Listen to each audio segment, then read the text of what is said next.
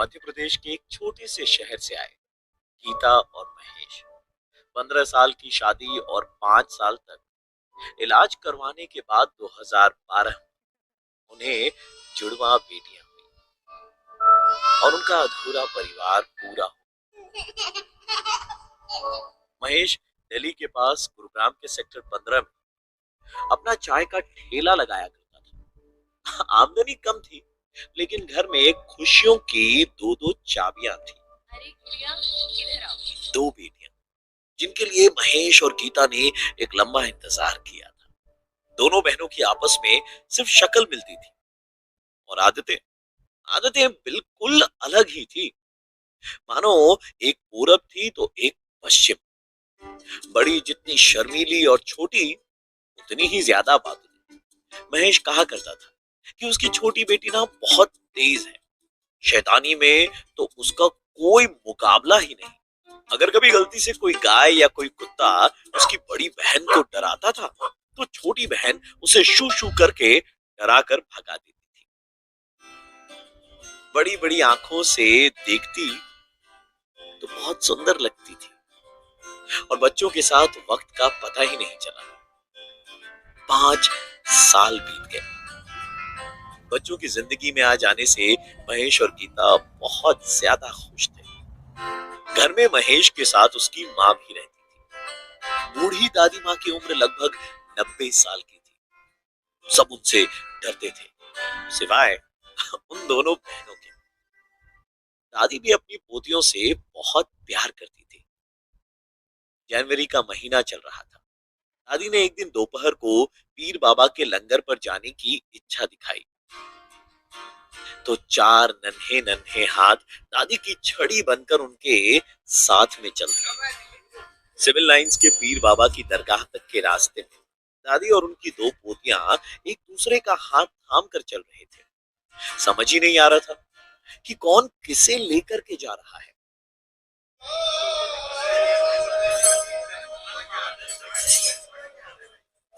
दरगाह में उन तीनों ने लंगर खाया और वापस घर की तरफ चलने लगे।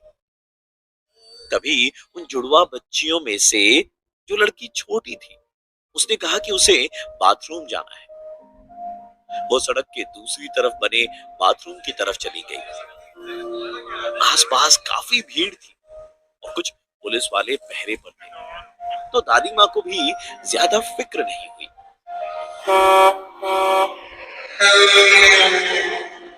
दादी और उनकी दूसरी पोती सड़क के इस पार खड़े थे, दूसरी तरफ देख रहे थे, लेकिन वो छोटी लड़की अभी वापस नहीं आई। She never came back. 20 दिन बाद उस छोटी बच्ची की बॉडी एक नाले में मिली।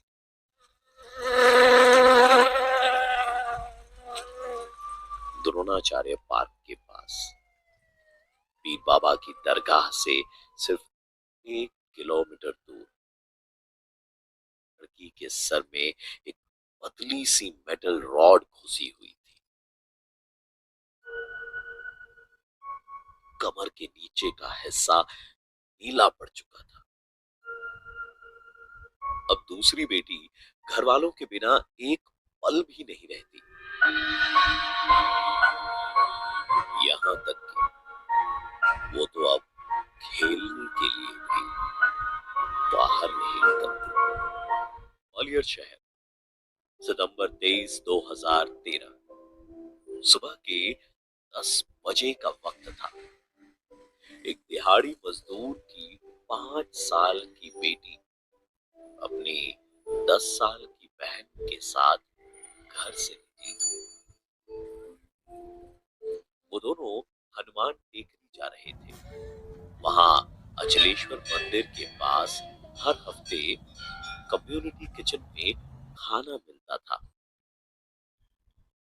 दोपहर तक वो लड़की लापता हो चुकी थी। लड़की की मां ने दोपहर के बाद एफआईआर दर्ज कराई। कप्पू पुलिस स्टेशन से एक टीम रवाना हुई। लड़की की मां ने कहा था कि 1 साल पहले उसकी लड़ाई एक औरत से हुई थी और उसे शक है कि उसी औरत ने उसकी बच्ची को अगवा किया है। लड़की की बहन ने बताया कि उस औरत को उसने मंदिर के पास देखा भी था।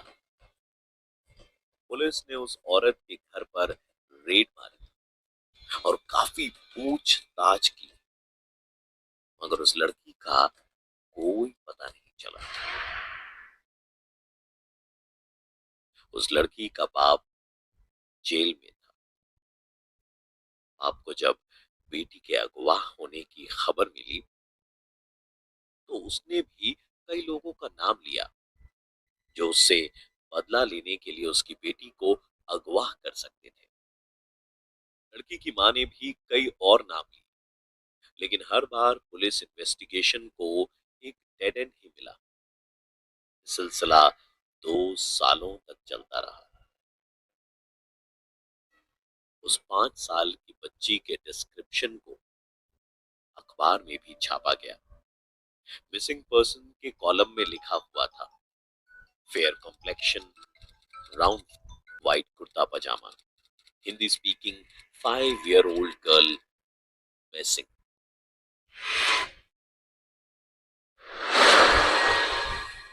नोएडा सेक्टर 57 से लेकर धौलपुर राजस्थान तक कंपू पुलिस स्टेशन की टीम ने कई ठिकानों पर उस बच्ची को ढूंढा, लेकिन उन्हें कुछ हासिल नहीं हुआ। उस परिवार को पूरा विश्वास था कि उनकी बेटी जिंदा है और उसे किसी ने किडनैप किया है।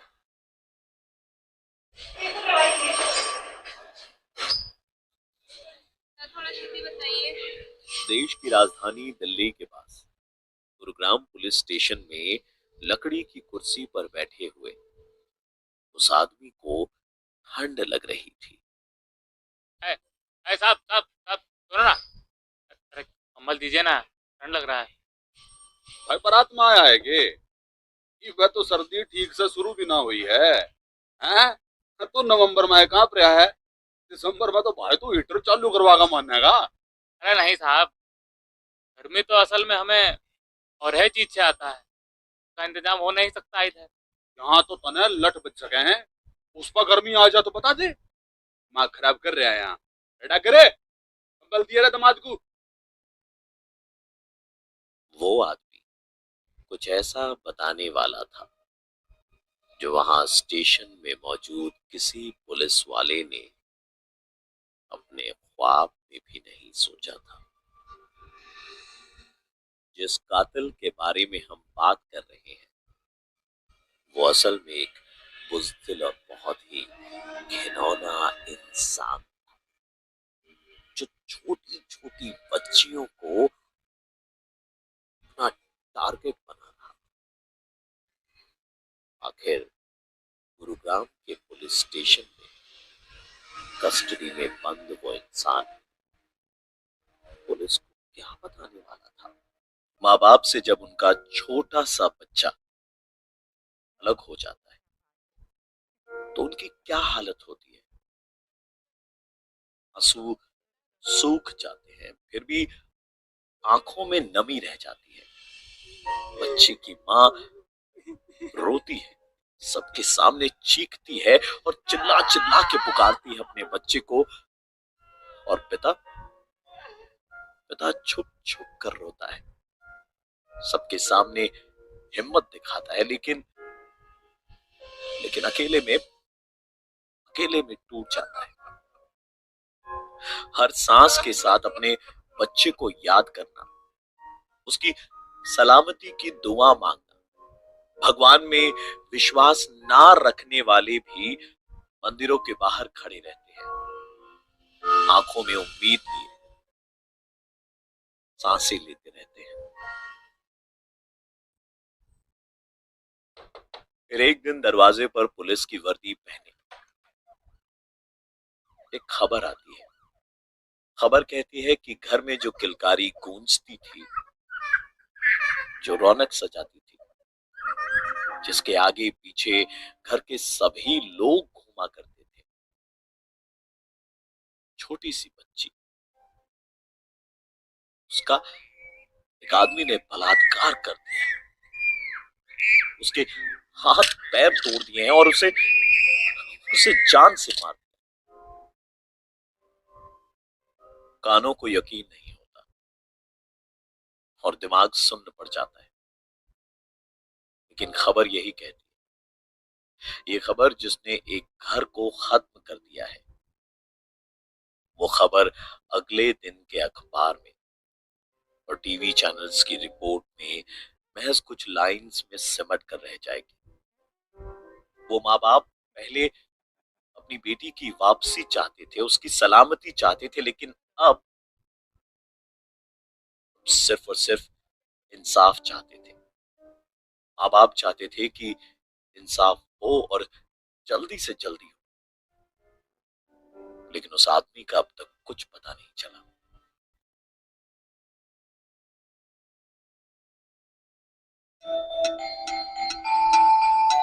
इंडियन मर्डर मिस्ट्री सीजन 2 में मैं हूं प्रवीण आपके साथ और मैं आपको सुना रहा हूं एक बुज़दिल कातिल का केस। गुरुग्राम के उस सेल में बंद वो आदमी जो ठंड से परेशान था, वो अब कंबल ओढ़े सुकून से बैठा था।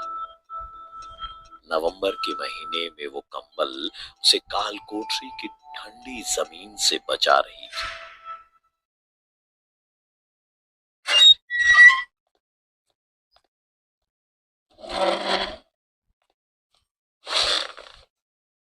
हाँ, 2017 में ये लड़की को तूने उठाया था ना, बहन के साथ जा रही थी वो, दिन में मंदिर जा रही थी। उस लड़की की बॉडी को डिस्पोज कहाँ किया तूने? ग्वालियर का बात तो नहीं कर रहा है साहब? वो बच्चे तो हमने वहीं छोड़ दी थी। ग्वालियर? हाँ, उधर भी कुछ कांड किए थे हमने। नहीं, रुकिए, वो तो पहले की बात। हमारा ख्याल है 2013 की बात है। अरे कहाँ याद दिला दिए साहब, छोड़ो।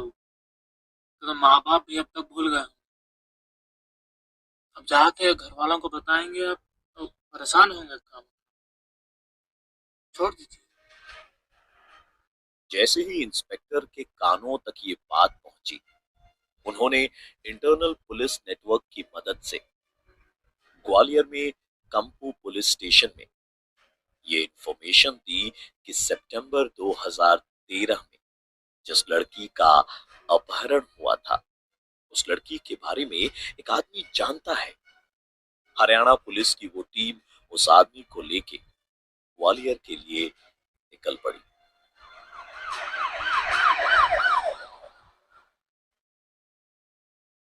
उस आदमी का नाम था सुनील। ये सफर लंबा होने वाला था, लेकिन यहां तक सुनील पहुंचा कैसे, उसके पीछे की भी एक कहानी है।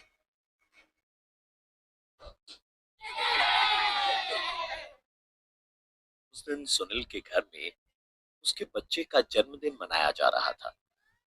ये कोई पार्टी नहीं थी, बस कुछ पड़ोसी आकर घर में बैठ गए थे और टेबल पर नमकीन चाय के साथ मिठाई रखी हुई थी।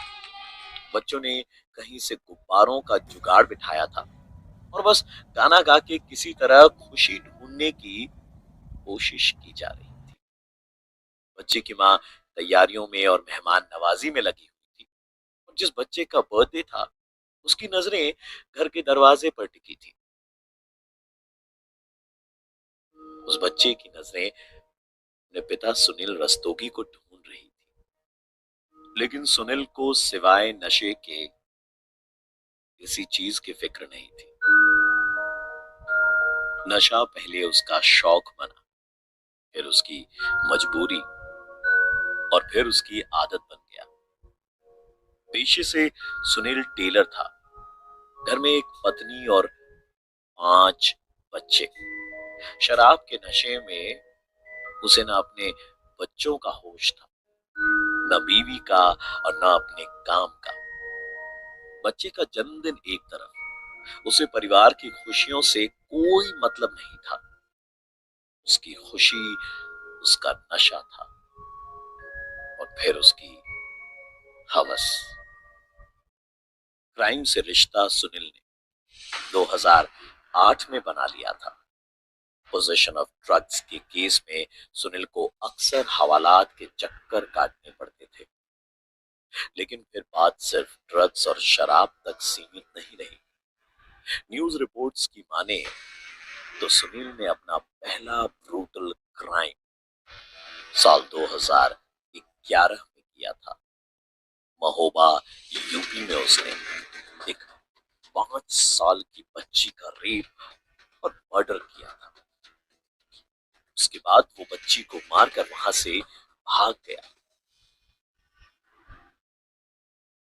पुलिस ने जांच शुरू की, लेकिन कोई रिजल्ट नहीं निकला। 2013 में ग्वालियर शहर में उसने एक और लड़की को अपना शिकार बनाया। मई के महीने में एक 5 साल की बच्ची रेलवे स्टेशन से गुम हो जाती है। इसके पीछे भी सुनील का ही हाथ था, वही रेप और मर्डर। इसके बाद कई वारदातें हुई। सुनील ने कभी दिल्ली में, कभी गुरुग्राम में, कभी एमपी में, तो कभी यूपी में इन वारदातों को अंजाम दिया। एक के बाद एक सुनील ने मासूम बच्चियों को अपनी हवस का शिकार बनाया। सुनने में ये ड्रामेटिक लग रहा होगा, लेकिन सुनील अपनी हवस मिटाने के लिए नन्ही नन्ही कलाइयों को रौंद रहा था। उन आंखों ने जिन्होंने अभी ठीक से सपने देखना भी शुरू नहीं किया था। उन आंखों ने मौत को बहुत बहुत करीब से देखा। उन बच्चियों को मालूम ही नहीं हुआ कि उनके साथ हो क्या रहा है। बस दर्द दर्द उन्हें अपनी चपेट में ले लेता था, और वो दर्द तब तक महसूस होता जब तक उन्हें कुछ भी महसूस होना बंद ना हो जाए। Sunil was a psychopath, was a brutal serial killer। वो मजे के लिए बच्चियों को मार रहा था। इमोशनल एंगल से हटकर अगर बात करें तो इस केस में इन्वेस्टिगेशन प्रोसीजर बहुत ही ज्यादा कॉम्प्लेक्स था।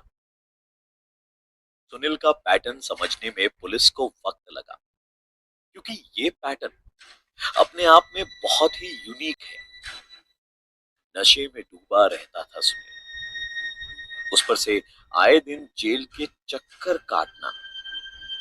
अब ऐसे आदमी को घर में इज्जत मिलना तो दूर की बात है, 2 वक्त की रोटी भी उसे नसीब नहीं होती थी।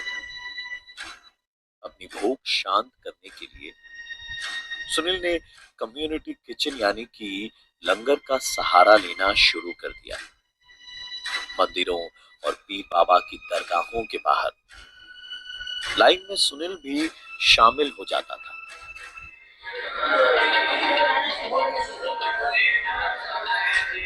लंगर की डेट और टाइम की इंफॉर्मेशन सुनील इन्हीं जगहों से लिया करता था। सुनील मंदिरों और दरगाहों के बाहर आई लड़कियों पर अपनी नजर रखता था। आप जानते होंगे कि ज्यादातर जिन लोगों के लिए लंगर रखवाया जाता है, लोग गरीब घरों से होते हैं। हमारे देश में किसी की भूख शांत करना पुण्य का काम माना जाता है। वहां लाइनों में लगकर छोटी छोटी बच्चियां जो कि अपनी माँ, अपनी दादी, अपनी बहन के साथ खाना खाने आती है, उन्हें कहाँ मालूम होता है कि सुनील जैसे बुज़दिल कातिल वहां पर घात लगाए बैठे होते हैं।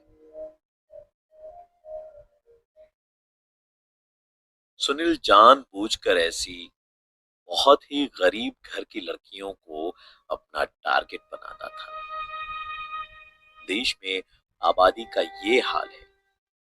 एक बड़ी संख्या में बच्चे गरीबी में पलते हैं, सड़क पर रहते हैं या झुग्गियों में, और इनका पक्का एड्रेस या सरकारी आईडी कार्ड बन पाना मुश्किल हो जाता है। वारदात के बाद पुलिस को बॉडी मिलती थी और पुलिस को हर बस्ती, हर गली, हर नुक्कड़ और चौराहे पर बच्ची के मृत शरीर की फोटो दिखाकर पूछना पड़ता था कि क्या इस बच्ची को किसी ने देखा है। कई बार सुनील बच्चियों की ऐसी हालत कर देता था कि खुद उसके घर वाले भी उसकी बॉडी पहचान नहीं पाते थे। मैंने कहा था ना कि इसके बारे में सुनना आपके लिए मुश्किल होगा। ये बताना मेरे और मेरी टीम के लिए भी मुश्किल है। सच्ची कहानी कह पाना मुश्किल है, लेकिन हमारी कोशिश जो है वो जारी रही। एक एक कर सुनील ने कई परिवारों से खुशियां छीन ली। जुड़वा बहनों में से जिस बहन को सुनील ने अपना शिकार बनाया था, उसका बलात्कार करने के बाद उसके सर में रॉड घुसा दी थी। उसकी बॉडी देखकर ये साफ था कि आदमी एक साइकोपैथ है। पुलिस फोर्स ने सुनील को पकड़ने के लिए सारे ऑप्शंस एक्सप्लोर किए। कई महीनों तक सीसीटीवी कैमरास की फुटेज देखी गई।